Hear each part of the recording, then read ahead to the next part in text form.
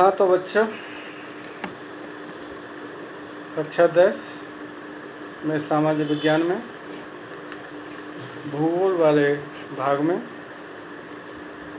अध्याय नंबर 1 संसाधन विकास के बारे में अध्ययन करा रहा था।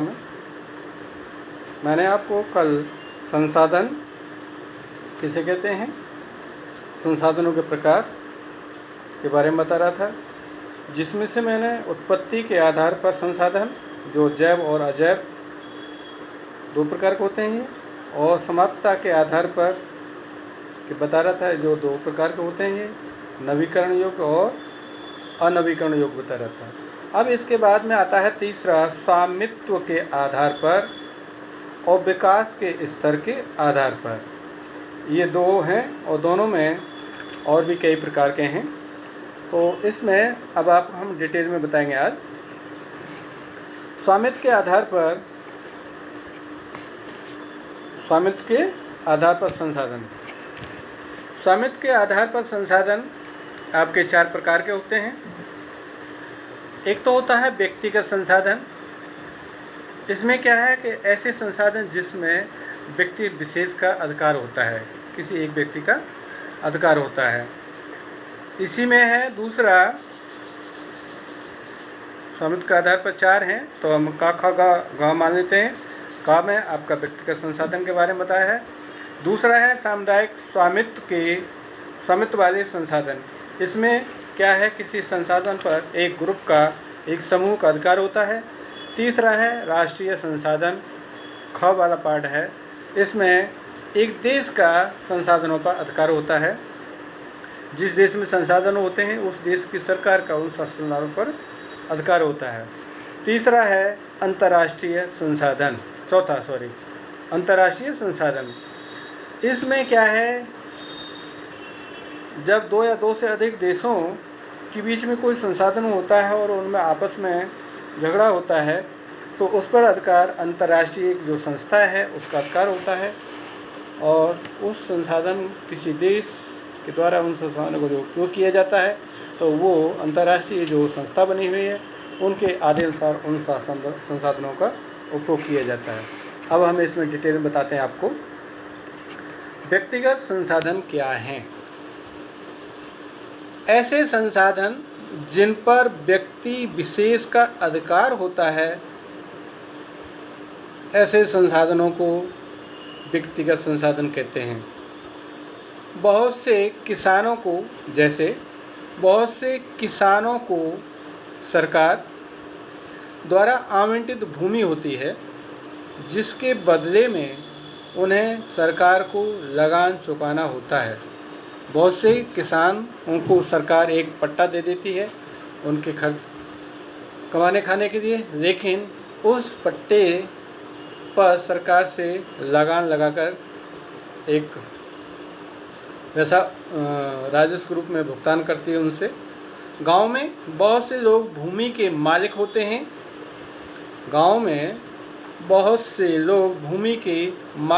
हैं।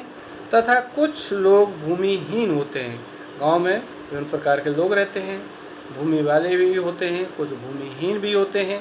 भूमि वाले जिन पर खेती बाड़ी की भूमि होती है, और भूमिहीन में जिनके पास खेती बाड़ी की कोई भूमि नहीं होती। शहरों में लोग भूखंड, घरों एवं अन्य संपत्ति के मालिक होते हैं। शहरों में छोटे छोटे प्लाट वगैरह होते हैं जिन पर उनका अधिकार होता है, उन पर मकान वगैरह बना लेते हैं, फार्म भी बना लेते हैं, कोई फैक्ट्री वगैरह भी लगा लेते हैं, अर्थात विभिन्न उपयोगों में उसका प्रयोग करते हैं।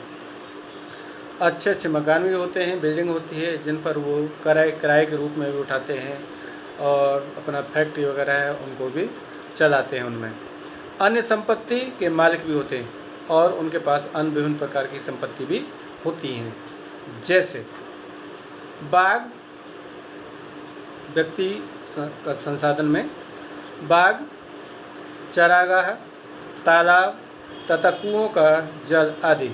आपने देखा होगा गांव में जो बड़े बड़े पैसे वाले होते हैं वो बाग बगीचे लगाते हैं, विभिन्न प्रकार के फलों के लगाते हैं। चारागाह, कुछ खेत ऐसे होते हैं कि जहाँ पर फसल अच्छी ढंग की नहीं हो सकती, लेकिन वहाँ चारा पशुओं के लिए चारागाह बनवा देते हैं, वो पशुओं के लिए ही उपयोग किया जाता है। तालाब अपने सुविधा के लिए, खेती सिंचाई के लिए, मछली पालन के लिए, विभिन्न उपयोग के लिए तालाब खुदवा देते हैं तथा कुओं का भी जल और पानी के पीने के लिए, सिंचाई के लिए भी व्यक्ति विशेष द्वारा जो कुओं की भी व्यवस्था की जाती है। इसका दूसरा पार्ट आता है ख, सामुदायिक स्वामित्व वाले संसाधन। ऐसे संसाधन जिन पर एक समूह का एक अधिकार होता है। ऐसे संसाधनों पर समुदाय के सभी लोगों का अधिकार होता है। गांव की चारण भूमि, शमशान भूमि, तालाब आदि और नगरीय क्षेत्रों के सार्वजनिक पार्क, पिकनिक स्थल, खेल के मैदान वहां रहने वालों के लिए उपलब्ध होते हैं। इस प्रकार के संसाधन में समुदाय के सभी लोगों का उस संसाधन में अधिकार होता है। जैसे गांव की चारण भूमि, गांव में कोई यदि बंजर भूमि है, उसमें यदि घास वगैरह अच्छी खासी खड़ी हुई है, अर्थात पशुओं को चरने के लिए वो सुविधाजनक घास है, तो गांव के कोई भी व्यक्ति उस मैदान पर अपने पशुओं को जाकर चुगा सकता है। शमशान भूमि, एक गांव की शमशान भूमि होती है। जब व्यक्ति गांव में कभी मरता है किसी रोग के कारण, विभिन्न कारणों के कारण, तो उस शमशान घाट पर गांव के लोग अंतिम संस्कार करते हैं। तालाब, एक पूरे गांव के ये तालाब होता है, उस तालाब पर गांव के सभी लोगों का अधिकार होता है। उसका उपयोग वो शुद्ध जल है तो पीने के लिए भी उपयोग में ले सकता है, कपड़ा धोने के में भी ले सकता है, पशुओं को पानी वगैरह पिलाने के में ले सकता है और विभिन्न प्रकार के सिंचाई के साधनों में उस पानी का उपयोग कर सकता है। लेकिन नगरीय क्षेत्रों के जो सार्वजनिक पार्क होते हैं, पिकनिक स्थल होते हैं, खेल के मैदान वहाँ रहने वालों के लिए उपलब्ध होते हैं। नगरों में जो सार्वजनिक पार्क हैं वहाँ पर वो लोग समय समय पर घूमने जाते हैं सुबह शाम। पिकनिक स्थल, वो एक पिकनिक स्थल होता है, दूर दराज के लोग आते जाते हैं, कुछ अपने शहर के लोग वहाँ पर जाते हैं, खेलते कूदते हैं, एक आध 2-4 समय के लिए, घंटे के लिए समय व्यतीत करते हैं। खेल के मैदान, शहर के लोग जो हैं वो खेलना चाहते हैं, खेल के मैदान होते हैं, उन पर शहर का कोई भी व्यक्ति वहाँ खेल सकता है। इसके बाद आता है ग पार्ट, राष्ट्रीय संसाधन। इस प्रकार के संसाधन में क्या है? ऐसे संसाधन जिन पर विशेष देश या राष्ट्र का अधिकार होता है। वैसे तकनीकी रूप से देश में पाए जाने वाले सभी संसाधन राष्ट्रीय ही होते हैं। देश की सरकार को कानूनी अधिकार है कि वह निजी संसाधनों को भी आवश्यकता पड़ने पर आम जनता के लिए अधिग्रहित कर सकती है। आपने देखा होगा कि सड़कें, नहरें एवं रेल लाइनें निजी स्वामित्व वाले खेतों में बनी हैं। सभी खनिज पदार्थ, जल संसाधन, वन, वन्यजीवन, राजनीतिक सीमाओं के अंदर सारी भूमि एवं 12 समुद्री मील तक महासागरीय क्षेत्र एवं इसमें पाए जाने वाले सभी संसाधन राष्ट्र की संपदा हैं। दोबारा से समझ लीजिए, ऐसे संसाधन जिन पर किसी व्यक्ति, देश या राष्ट्र का पूर्ण अधिकार होता है। ये तकनीकी रूप से तो देश के जो सभी संसाधन हैं वो राष्ट्रीय संसाधन होते हैं। देश की जो सरकार है कानूनी उन पर अधिकार होता है। जैसे आवश्यकता पड़ने पर जो निजी संसाधन होते हैं उनको सरकार अपने कब्जे में ले सकती है। आम जनता की भलाई के लिए उनको अपने कब्जे में ले सकती है। जैसे आपने देखा होगा सड़कें, नहरें एवं रेल का लाइन बिछाना। इसमें क्या है कि गाँव में जो खेत वगैरह होते हैं उनसे किनारे होकर या बीच से होकर सड़कें बनाती है, तो वहाँ सड़कें बनाना, नहर बनाना, रेल लाइन बिछाना, तो सरकार उस गांव के लोगों की ज़मीनें कुछ पैसे देकर उन्हें नियंत्रण करती है और इन सुविधाओं को प्रदान करती है। निजी स्वामित्व वाले खेतों में ये सब बनी होती हैं। सभी खनिज पदार्थ, जल संसाधन, वन, वन्य जीवन, राजनीतिक सीमाओं के अंदर सारी भूमि एवं 12 समुद्री मील तक महासागरीय क्षेत्र। ये जो 12 समुद्री मील कहा जा रहा है, समुद्र किसी राष्ट्र के, कोई राष्ट्र यदि समुद्र के किनारे स्थित है तो उस तट से 12 समुद्र मील अंदर तक जो भूमि है, वो जो समुद्री क्षेत्र है, उस क्षेत्र पर उस राष्ट्र का अधिकार होता है। अब आता है इसका चौथा पार्ट अगला, अंतर्राष्ट्रीय संसाधन। कौन सा है? अंतर्राष्ट्रीय संसाधन। कुछ अंतर्राष्ट्रीय संस्थाओं का संसाधनों पर नियंत्रण होता है।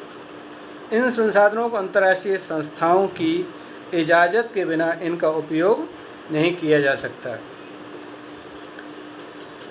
जैसे तट रेखा से 200 समुद्री मील की दूरी से परे खुले महासागरीय संसाधनों पर किसी भी देश का नियंत्रण नहीं है।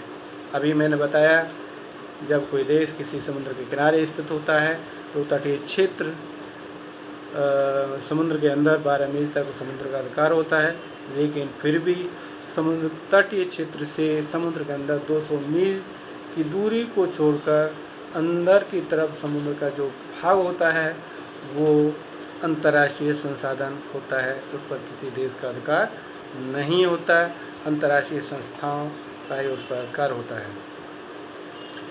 विकास के स्तर के आधार पर, अब अगला संसाधन जो चौथा है, विकास के स्तर के आधार पर संसाधन। विकास के स्तर के आधार पर संसाधन 4 प्रकार के होते हैं। कितने प्रकार के होते हैं? 4 प्रकार के होते हैं। संभावी संसाधन, संभावी संसाधन, इसका दूसरा भाग है विकसित संसाधन, तीसरा है भंडार और चौथा है संचित कोष। इसके 4 भाग हैं। अब इनको हम डिटेल में बताते हैं, आपको विस्तार से बताते हैं। विकास के स्तर के आधार पर संसाधन। विकास के स्तर के आधार पर संसाधन 4 प्रकार के होते हैं, जो अभी बताया मैंने। संभावी संसाधन, इसको डिटेल में सुनिए। ऐसे संसाधन जो किसी प्रदेश में विद्यमान हैं परंतु उनका उपयोग नहीं किया गया है, संभाव्य संसाधन कहलाते हैं। अर्थात किसी देश के किसी प्रदेश में विभिन्न प्रकार के संसाधन जमीन के अंदर हैं या ज़मीन के ऊपर हैं, लेकिन तकनीकी के अभाव से या अज्ञानता के कारण उन संसाधनों का उस प्रदेश की सरकार के द्वारा यदि दोहन नहीं हो पाया है तो ऐसे संसाधनों को संभाव्य संसाधन कहते हैं। संभाव्य संसाधन कहते हैं। जैसे भारत के पश्चिमी भाग, विशेषकर राजस्थान एवं गुजरात में पवन एवं सौर ऊर्जा संसाधन की प्रबल संभावना है, परंतु अभी तक इनका सही तरह से विकास नहीं हो पाया है। राजस्थान और गुजरात जो हैं, राजस्थान में आपका रेगिस्तानी भाग है ज़्यादातर, गुजरात में भी आपका कुछ रेगिस्तानी भाग है। यहाँ पर पवन ऊर्जा या सौर ऊर्जा का उत्पादन किया जा सकता है, लेकिन अधिक से अधिक इसका सही ढंग से उपयोग नहीं किया गया। इसका ख पार्ट आता है विकसित संसाधन। संभावित संसाधन के बाद विकसित संसाधन, वे संसाधन जिनका सर्वेक्षण किया जा चुका है और उनके गुणवत्ता एवं मात्रा उपयोगिता के आधार पर निर्धारित किया जा चुका है। संसाधनों का विकास प्रौद्योगिकी और उनकी संभाव्यता के स्तर पर निर्भर करता है। ऐसे संसाधन जिनका हमको ज्ञान है और उनका हमने सर्वेक्षण भी कर दिया है और उन संसाधनों की गुणवत्ता का भी जानकारी ले ली है और वो संसाधनों की मात्रा का भी है कि वहाँ पर कितना संसाधन है और उसकी क्या उपयोगिता है, उसके आधार पर निर्धारित किया जा चुका है। संसाधनों का विकास जो निर्भर करता है वो प्रौद्योगिकी के विकास पर निर्भर करता है और उनकी संभाव्यता के स्तर पर भी निर्भर करता है। कहने का मतलब जो उच्च स्तर की तकनीकी होगी तो उन संसाधनों का दोहन में आसानी होगी और नुकसान भी ज़्यादा नहीं होगा। तीसरा है भंडार। तीसरा जो ख पार्ट है इसमें भंडार। पर्यावरण में उपस्थित वे पदार्थ जो मानव की आवश्यकताओं की पूर्ति कर सकते हैं परंतु आवश्यक तकनीकी के अभाव में उसकी पहुंच से बाहर हैं, भंडार कहलाते हैं। जैसे जल 2 गैस हाइड्रोजन ऑक्सीजन से बना है। हाइड्रोजन ऊर्जा का मुख्य स्रोत बन सकता है परंतु इसका उपयोग करने के लिए हमारे पास एक उच्च तकनीकी का अभाव है। पर्यावरण कहने का तात्पर्य है, दोबारा से समझाते हैं, पर्यावरण में उपस्थित वे पदार्थ जो मानव की आवश्यकताओं की पूर्ति तो कर सकते हैं लेकिन आवश्यक तकनीकी के अभाव में उन तक हम नहीं पहुंच पा रहे हैं, वो हमारे पहुंच से बाहर हैं, भंडार कहलाते हैं। जैसे जल, हमारे पास जल की बहुत मात्रा है जो हाइड्रोजन और गैस से निर्मित है और हाइड्रोजन ऊर्जा का एक मुख्य स्रोत बन सकता है लेकिन इसका उपयोग करने के लिए हमारे पास कोई उच्च तकनीकी नहीं है, इसका अभाव है। इसका चौथा पार्ट आता है संचित कोष। संचित कोष ये भी संचित जो कोष है भंडार का ये एक भाग है। इनको उपलब्ध तकनीकी ज्ञान की सहायता प्रयोग में लाया जा सकता है। भंडार वाले में तो हमें तकनीकी अभाव में उनका उपयोग नहीं कर सकते थे लेकिन संचित कोष में हम एक तकनीकी ज्ञान के आधार पर इनका उपयोग कर सकते हैं परंतु इनका उपयोग अभी शुरू नहीं हुआ है। इनका उपयोग भविष्य में आवश्यकताओं को पूरा करने के लिए किया जा सकता है। जैसे नदियों के जल से बिजली पैदा करना, बांधों में जल, वन आदि संचित कोष हैं। नदियों के जल से बिजली पैदा करना, बहुत क्षेत्रों में तो कुछ बिजलियाँ तैयार होने लगी है। बांधों में जल को संग्रहित करना, वन को भी संचित करना क्योंकि अतिदोहन के कारण वनों का ह्रास हो रहा है, अभाव हो रहा है, लुप्त हो रहे हैं लेकिन इनको भी बचाया जा सकता है। इसके बाद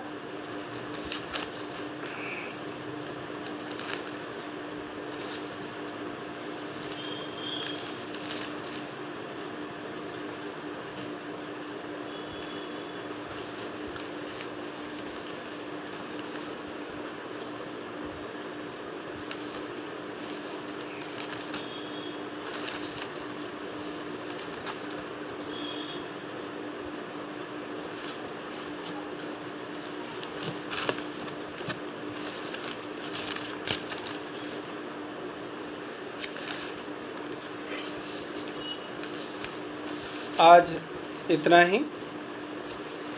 आज के बाद फिर हम कल आपको संसाधनों के बारे में बताएंगे। संसाधनों का विकास कैसे किया जाए। ठीक है, ओके, थैंक यू। इसको देख कर ही आप अपना तैयारी करिएगा ढंग से। Thank you.